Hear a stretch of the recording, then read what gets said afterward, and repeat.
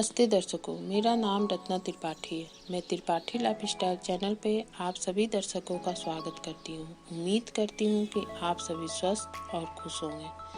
फलित ज्योतिष ज्ञान में आज आपको देव उठनी एकादशी से लेकर पूर्णिमा तिथि तक विशेष जानकारी दूंगी। इन 5 दिनों में आप सुख, सौभाग्य, यश, मान सम्मान, धन, वैभव, आर्थिक कष्ट है तो आप विशेष पूजा पाठ करके विशेष लाभ की प्राप्ति कर सकते हैं। माता लक्ष्मी का आशीर्वाद आपके साथ सदैव बने रहे, इसके लिए आप कुछ विशेष उपाय इन 5 दिनों में करें। आइए जानते हैं वो विशेष उपाय क्या है। जो भी उपाय करें बिल्कुल श्रद्धा और विश्वास के साथ करें। मन में कोई प्रकार का छल कपट ना लाए तो जरूर पूरी होती है। कार्तिक मास का हर दिन का विशेष महत्व है। कार्तिक मास में हर दिन का विशेष महत्व होता है, लेकिन आप अगर किसी कारणवश पूरे महीने बिल्कुल श्रद्धा भाव से पूजा पाठ नहीं कर पाते हैं काम के अभाव में, तो आप एकादशी तिथि से लेकर पूर्णिमा तिथि तक विशेष पूजा पाठ आप कर सकते हैं।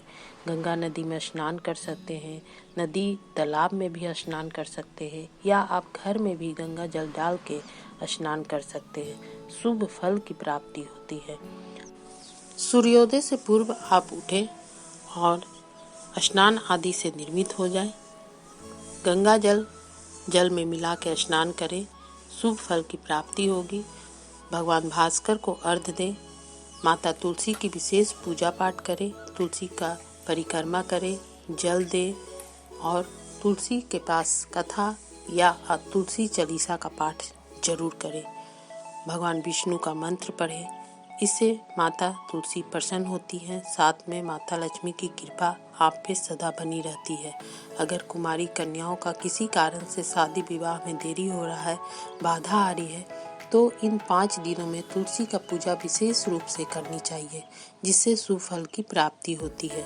और अंत में तुलसी की परिक्रमा 11-21 अपनी श्रद्धा के अनुसार आप 108 बार भी परिक्रमा कर सकते हैं। ऐसा करने से भगवान विष्णु, माता लक्ष्मी की कृपा प्राप्त होती है। शास्त्रों में बताया गया है तुलसी कार्तिक पूर्णिमा के दिन वैकुंठ धाम पहुँचती है। केले का वृक्ष आप मंदिरों में लगवाएं। जो भी कुमारी कन्याओं का विवाह नहीं हो रहा, शादी लगते लगते कट जा रहा है, तो आप केले का पौधा आप मंदिरों में लगाएं और पंडित से विधिवत पूजा करवाएं। गुड़ चना प्रसाद में जरूर रखें। पीले फल, पीले वस्त्र, केला आप वहाँ पर रखें और श्रृंगार की वस्तु भी रखें और सुहागन स्त्रियों को आप दान करें। आप देखेंगे कि आपका शादी का योग बनेगा।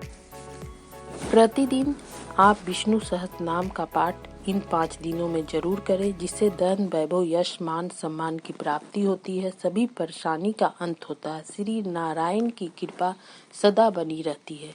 एकादशी से पूर्णिमा तक यह नियम आप जरूर अपनाएं।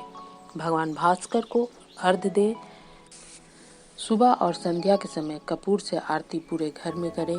घंटी बजाएं, शंख बजाएं और गंगा जल छिड़के। इन सब चीज़ों को करने से सकारात्मक प्रभाव बनता है। आपके घर का नकारात्मक दूर होती है, आपका रुका हुआ कार्य पूरा होता है। इन सब छोटी छोटी बातों को अगर हम अपने जीवन में अपनाएंगे तो हमारी सारी कष्ट दूर हो जाएगी। जो भी उपाय आपको बताया जाता है शास्त्रों के आधार पर ही बताया जाता है। ऐसा कोई भी उपाय नहीं बताया जाता है जिससे आप रातों रात करोड़पति हो जाएंगे या रातों रात आपका कोई काम पूरा हो जाएगा। जिन भी जातक जातिकाओं के शादी विवाह में रुकावट हो रही है, जहाँ पर तुलसी विवाह संपन्न हो रहा है, उसमें आप सम्मिलित हो। देवी की विशेष कृपा प्राप्त करने के लिए मुख्य दरवाजे हमेशा साफ रखना चाहिए, स्वच्छ जल से धोना चाहिए। कार्तिक मास में आंवला पेड़ का भी बहुत महत्व होता है। मंदिरों में आंवला पेड़ आप दान कर सकते हैं, आप वहाँ लगवा सकते हैं। आंवला का भी आप दान कर सकते हैं। आंवला वृक्ष का बहुत ही महत्व शास्त्रों में बताया गया है। अपने भाग्य को चमकाने के लिए आप प्रतिदिन अपने पानी में गंगा जल का इस्तेमाल करें। हो सके तो उसमें थोड़ा सा केसर डाल लें। अगर आप केसर नहीं डाल सकते तो थोड़ा सा 1 चुटकी आप हल्दी भी डाल के स्नान करें, आप देखेंगे, और भगवान विष्णु का ध्यान करें। ऐसे आपके जो भाग में कष्ट है, जो काम आप कर रहे हैं दूर हो जा रहा है, नहीं हो पा रहा है, आपके इन कार्य से आपका काम जरूर पूरा होगा। कार्तिक मास में दीपों का बहुत महत्व है। आप इस दौरान 5 दिन तुलसी में विशेष दीप दान करें। तुलसी के पास आप संध्या के समय दीप जलाएं, घर के मुख्य दरवाजे पर आप दीप जलाएं, मंदिर में जलाएं, शिवालय में जलाएं, नदी, तालाब, पोखर, कुआं, जहां आपको सुविधा प्राप्त है दीप जलाने की, आप जरूर जलाएं। पानी में दीप जला के बहाएं, इससे अकाल मृत्यु का कष्ट दूर होता है। पितृ दोष है, अगर कुंडली में कर्ज से परेशान है आप, तो इससे भी आपको लाभ की प्राप्ति होती है। पितृ हमारे प्रसन्न होते हैं, आशीर्वाद देते हैं। इस दौरान आप पीपल वृक्ष में भी दीप जला सकते हैं। कम से कम 5, 11, 21 अपने श्रद्धा के अनुसार जितना सक्षम शुद्ध घी या सरसों के तेल का दीपक का दीप आप जलाएं। आप हनुमान मंदिर में चमेली के तेल का दीपक जलाएं, इससे आपका कर्ज दूर होगा। शत्रु से अगर कष्ट है तो चमेली का तेल का दीपक हनुमान मंदिर में आप जलाएं और वहां बैठ के आप हनुमान चालीसा का कम से कम 11-21 बार पाठ करें, बूंदी का भोग लगाएं, गरीबों में बांटें। आप इन 5 दिनों में विशेष रूप से पूजा पाठ करें, मन में श्रद्धा के साथ। आप देखेंगे आपका जो कष्ट है, आपका जो दुख है, जरूर दूर हो जाएगा।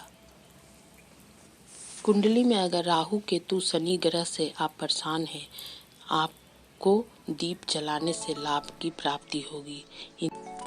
इस दौरान आप क्या विशेष उपाय करें और क्या नहीं करें? तो क्या करें विशेष उपाय? बड़े बुजुर्ग का सम्मान जरूर करें, पौधों में जल डालें, जानवरों की सेवा करें, पंछियों को दाना दें, भूखे को भोजन कराएं अपना यथाशक्ति। और क्या नहीं करें? मांस मदिरा का सेवन नहीं करें, लहसुन प्याज नहीं खाएं, ब्रह्मचर्य का पालन करें, क्रोध नहीं करें, अपने माता पिता को कोई अपशब्द नहीं बोले। ऐसे तो किसी को भी नहीं बोलना चाहिए, लेकिन कम से कम अपने माँ बाप का दिल नहीं दुखाना चाहिए। और किसी के दिल दुखाने से उनकी आत्मा को चोट पहुँचता है और फिर आप सोच रहे हैं कि मेरा अच्छा काम हो जाएगा। नहीं, किसी के नहीं हो सकते। इसलिए आप से जितना हो सके किसी को दिल नहीं दुखाए, जितना हो सके लोगों का मदद करें। ऐसा करके देखें, आपके अंदर की जो कष्ट है दूर होगी।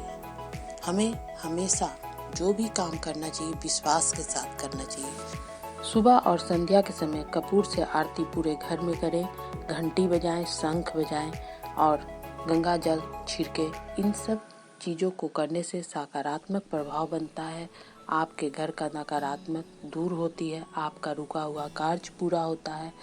इन सब छोटी छोटी बातों को अगर हम अपने जीवन में अपनाएंगे तो हमारी सारी कष्ट दूर हो जाएगी। जो भी उपाय आपको बताया जाता है शास्त्रों के आधार पर ही बताया जाता है, ऐसा कोई भी उपाय नहीं बताया जाता है जिससे आप रातों रात करोड़पति हो जाए।